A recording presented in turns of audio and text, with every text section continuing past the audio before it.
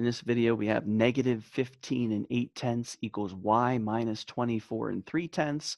I have the variable over here on the right-hand side this time. So one thing I can do with equations is, remember an equation is like a balance. And it doesn't really matter what stuff is on the left and what stuff is on the right. So I can flip-flop this. So if you're not really comfortable with the variable y being over here on the right, just move it over. So I can write this problem as y minus 24.3 equals negative 15.8.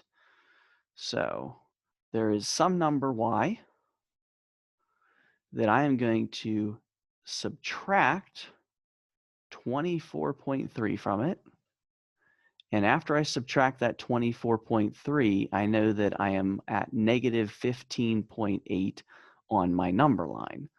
So to get y by itself over here, I need to do the opposite of taking away 24.3.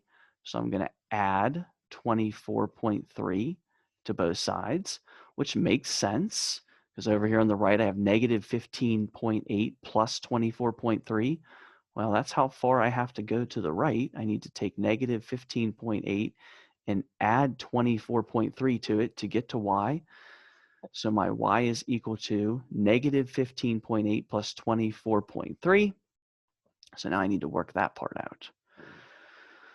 So in this one, I'm adding, and notice my signs are different. So this is 15.8 in the negatives. This is 24.3 in the positives. These are different signs. So anytime you have different signs, you need to subtract. So I'm going to do 24.3 minus 15.8. And then I got to make sure that I keep the sign of the one that has the larger absolute value. So in this case, the 24.3 in the positive is bigger than the negative 15.8. So I know for sure that this answer is definitely going to be positive. All right, so let's do this subtraction. 24.3 minus 15.8. I'm going to have to do some borrowing here. 13 minus 8 is 5. Bring my decimal straight down. 3 minus 5 I can't do, so I got to borrow again. 13 minus 5 is 8. And the 1 minus 1 is 0. So this should be positive 8.5. So my y value right here should be 8.5. And notice that that should make sense. So if I was at 8.5 on my number line and I go to the left 24.3, it makes sense that I would land at this negative 15.8. And one thing you might want to do is even use estimation, to make sure that you're okay here. So 8.5, that's at about 9. And I'm taking away about 24. So 9 take away 24. So where am I going to be with that? Well, in here, let's think of that about this in this way.